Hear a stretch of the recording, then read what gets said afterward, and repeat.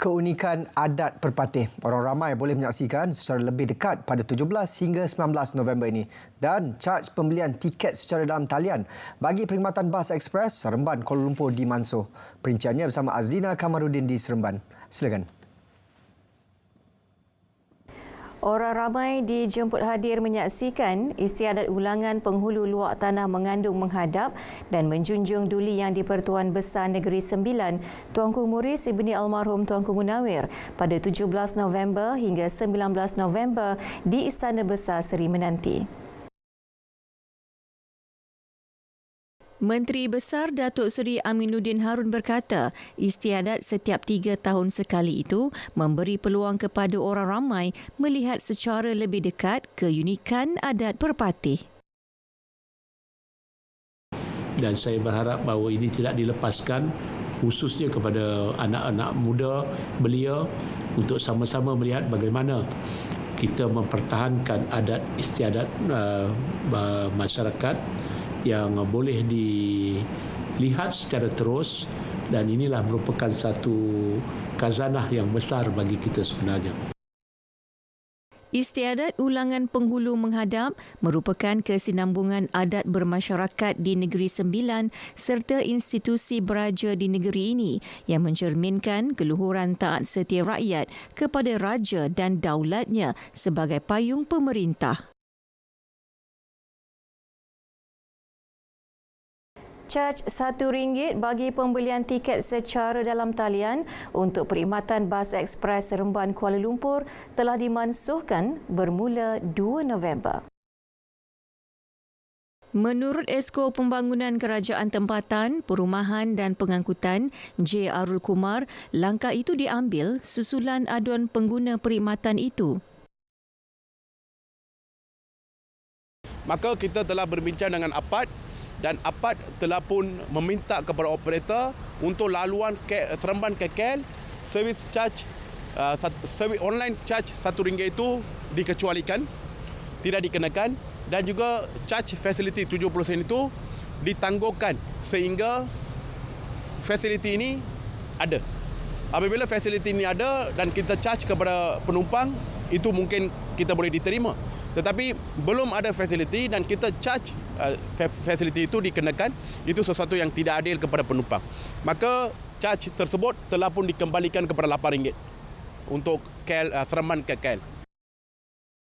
Bagi pengguna perkhidmatan berkenaan, keputusan itu dapat mengurangkan kos perbelanjaan mereka yang menggunakan perkhidmatan bas ekspres Seremban Kuala Lumpur setiap hari untuk berulang-alik ke tempat kerja.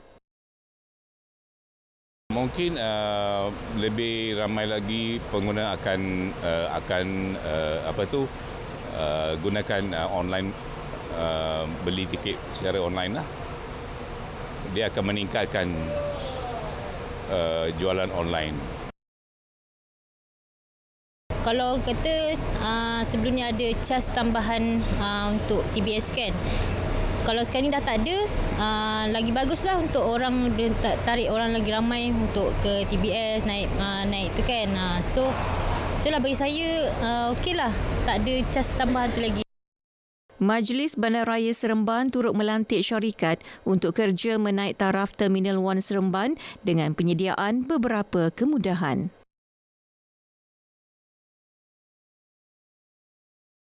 Karnival Deepavali Negeri Sembilan 2023 yang dianjurkan buat julung kali di lokasi baharu iaitu di Taman AST Seremban mendapat sambutan menggalakkan daripada pengunjung pelbagai kaum. 150 gerai jualan dibuka selama 10 hari penganjuran Karnival membabitkan peniaga tempatan. Objektif kita hanya satu saja, iaitu kita menyediakan satu platform, menyediakan satu tempat untuk peniaga-peniaga dapat menjual, dapat berniaga dan dapat mendapatkan sedikit sumber pendapatan tambahan 10 hari sebelum sambutan Deepavali. Peniaga turut ditawarkan dengan kos sewaan gerai berpatutan iaitu hanya RM800. Buat pengunjung, mereka disajikan persembahan kesenian dan kebudayaan yang menjadi salah satu daya tarikan di karnival itu. Sambutan dekat sini memang ramai sebab parking banyak, lepas tu tempat ni besar, lagipun ramai orang boleh datang, tempat luas. Penjaga-penjaga kecil dapat sambutan yang meriah kali ini dengan semua orang di tempat parking yang selesa untuk semua kaum-kaum yang datang sini, warga budak-budak, berbagai kedai, lebih ramai yang datang. Memang selesa dekat sini sebab parking pun memang luas. So dia orang datang parking dekat sini, lepas tu dia orang nak singgah satu-satu kedai tu pun memang banyak kedai lah kan dekat sini kan. Memang dia punya pilihan pun banyak. Sekian paparan dari Negeri Sembilan. Dari sungai hingga ke segara, Palestin pasti merdeka.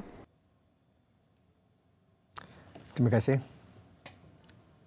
Sebuah premis di kawasan perindustrian nilai Negeri Sembilan dikesan telah menggunakan logo halal pada produk madu tanpa kebenaran.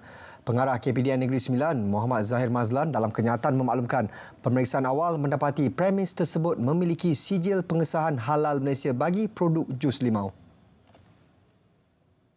Bagaimanapun, hasil pemeriksaan lanjut mendapati premis berkenaan telah menggunakan logo halal pada produk madu yang dikeluarkan tanpa kebenaran pihak berkuasa.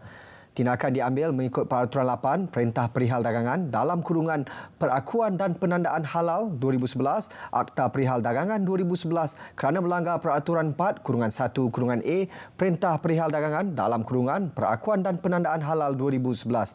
Dalam operasi bersepadu sama, Kementerian Kesihatan turut mengeluarkan kompaun bagi kesalahan tidak menyedia dan mengadakan program jaminan keselamatan makanan di bawah Peraturan-Peraturan Kebersihan Makanan 2009 dan kesalahan gagal menyediakan rekod latihan pengendali makanan selain turut diarahkan tutup di bawah Seksyen 11 Akta Makanan 1983. Manakala Jabatan Hal Ehwal Agama Islam Negeri Sembilan juga mengesyorkan sijil pengesahan halal Malaysia yang dimiliki premis berkenaan untuk digantung dan ditarik. 1.7 juta ringgit nilai rampasan direkodkan Kementerian Perdagangan Dalam Negeri dan Kos Sara Hidup KPDN Melaka sejak Januari hingga 7 November lalu. Menurut Timbalan Pengarah KPDN Melaka, Rohaimi Muhammad Zawawi, turut direkodkan RM55,200 nilai kompaun. Selain 1,043 aduan dengan jumlah keseluruhan premis diperiksa RM25,756. Aduan untuk akta kawalan harga ni yang kalau tengok sini 176 ni lebih kepada tiada tanda harga, menjual harga melebihi harga yang ditetapkan dan mungkin ada harga yang mengelirukan lah. Kalau akta kawalan bekalan ni lebih kepada optiris lah, kes-kes serahan diesel di Melaka ni. Beliau menyatakan demikian selepas pelancaran skim harga maksimum musim perayaan Deepavali 2023 di Bandar Hilir. Seorang kerani berputih mata selepas menanggung kerugian mencecah RM585,700 akibat terpedaya skim pelaburan tidak wujud. Ketua Polis Daerah Jasin, DSP Ahmad Jamil Razi mengesahkan kes berkenaan. Kerani bank berusia 52 tahun itu telah dihubungi seorang suspek pada 5 Oktober lepas yang memperkenalkan dirinya sebagai pegawai perunding agensi pelaburan.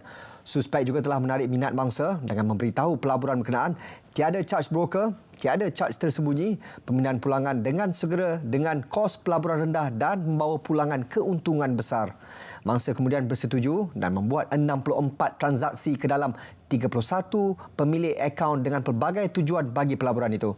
Mangsa kemudiannya membuat laporan pada 7 November lepas di Ibu Pejabat Polis Daerah IPD Jasin dan memberitahu sumber kewangan untuk pelaburan itu daripada wang simpanan selain barang kemas yang dijual dan digadai untuk pelaburan tidak wujud itu.